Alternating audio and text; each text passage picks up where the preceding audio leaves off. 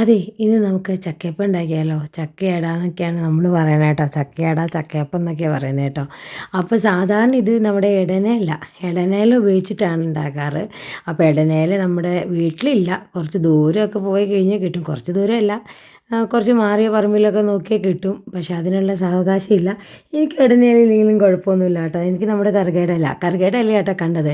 രണ്ടും ഏകദേശം ഒരേപോലെ ഇരിക്കും. ഇടനയിലയുടെ സ്മെല്ല് ഇച്ചിരി വ്യത്യാസമുണ്ട്, കറുകയുടെ ഇല സ്മെല്ല് വ്യത്യാസമുണ്ട്. പക്ഷേ എനിക്ക് കറുകയുടെ ഇലയുടെ സ്മെല്ല് ഇഷ്ടമാണ് കേട്ടോ. അതിനകത്ത് നമ്മുടെ ചക്കയപ്പം ഉണ്ടാക്കണത് ഇഷ്ടമാണ്. അപ്പോൾ ഇത് നമ്മുടെ ഈ ചക്ക പഴമുള്ള സമയമുണ്ടല്ലോ, സീസണിലൊക്കെ കളയാണ്ട് ഈ ചക്കപ്പഴം എല്ലാം നമ്മൾ വരട്ടി ഫ്രീസ് ചെയ്ത് ഫ്രിഡ്ജിൽ വെക്കും.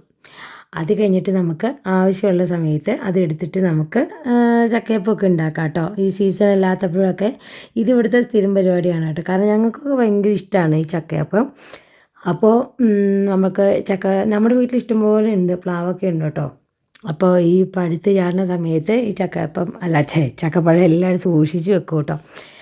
പിന്നെയാണെങ്കിൽ എനിക്കുള്ളത് മാത്രം കറിയുടെ, എല്ലാവർക്കും കറിയുടെ ഇലയിൽ ഉണ്ടാക്കുന്ന ടേസ്റ്റ് അത്രയ്ക്ക് അങ്ങോട്ട് ഇഷ്ടമല്ല കേട്ടോ. അപ്പോൾ അമ്മാമ്മയ്ക്കൊന്നും അത് അത്ര ഇഷ്ടമല്ലാത്തതുകൊണ്ട് അമ്മാമ്മയ്ക്കൊക്കെ വാഴയിലയിലാണ് കേട്ടോ ചക്കയപ്പം ഉണ്ടാക്കുന്നത്. എനിക്കാണ് നമ്മുടെ കറിയുടെ ഇലയിലും ചക്കയപ്പം ഉണ്ടാക്കണം കേട്ടോ. സംഭവമൊക്കെ നല്ലതായിരുന്നു.